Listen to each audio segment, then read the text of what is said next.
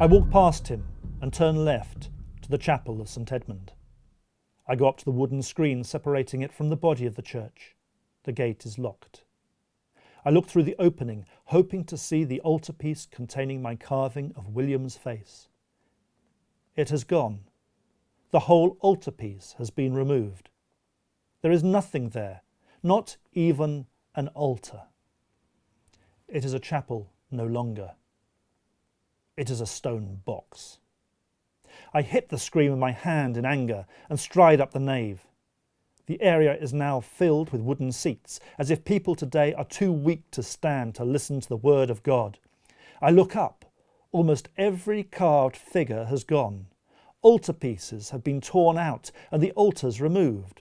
Effigies of the dead have been desecrated with graffiti. A beautiful female head carved by William Joy has had its jaw smashed off, leaving her face broken-lipped and ugly. The rood has gone from above the chancel screen, replaced with a huge block of timber and metal flutes. In the side chapels, all the altars and all the paintings have gone, and the windows have been filled with plain, clear glass. They have pulled the teeth from the cathedral's sweet smile, leaving blackened hollows. You must leave," shouts a priest behind me. "You cannot enter. This is a holy place." "It is no longer that," I reply, walking beneath the screen. 2 more men in cassocks catch up with me. One tries to pull my hand away from the door through to the choir, but I shake him off. The other tries to restrain me by grabbing my shoulder. I turn and push him away too. "Do not presume to interfere with my calling," I say. "The spittle of the devil's kiss lingers in my mouth, and you would not wish it to taint you too." Immediately I turn and start walking through the choir. My anxiety grows ever greater as I see so much destruction about the place. The paint has gone from the walls. The altarpiece is no longer behind the high altar.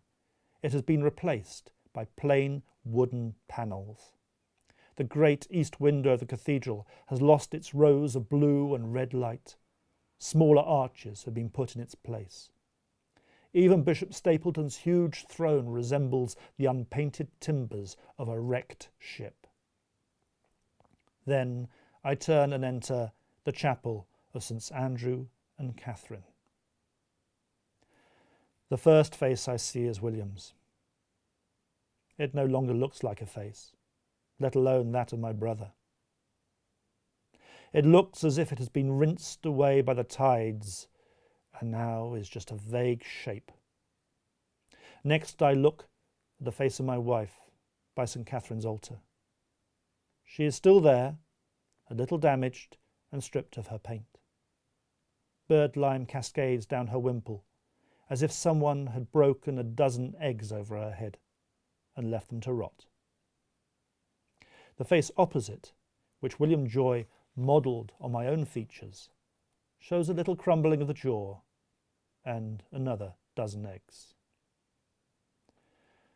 This is all that is left of us. This is all that will be left of anyone, small fragments, mutilated by people who do not care for the past, nor understand what its relics signify. It feels as though the whole building has been tossed like a huge stone into a deep pool.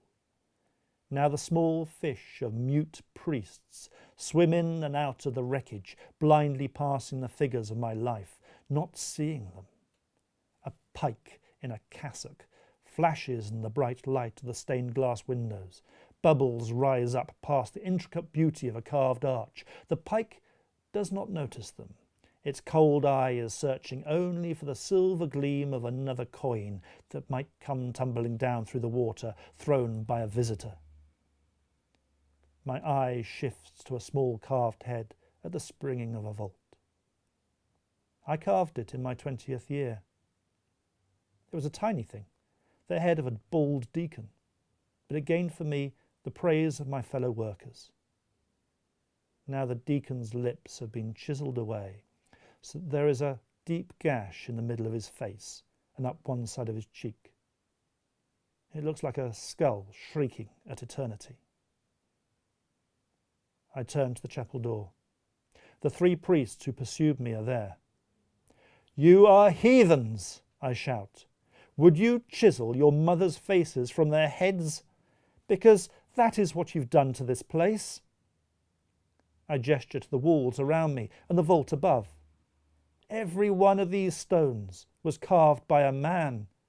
Every one of those men had fears and passions, and all of that feeling went into these stones. This cathedral was built to bring men and women together in the eyes of God, and thus to bring us all closer to Him. But your ungodly priesthood has turned it into a faceless pile of rubble, and all for the sake of devilish profit.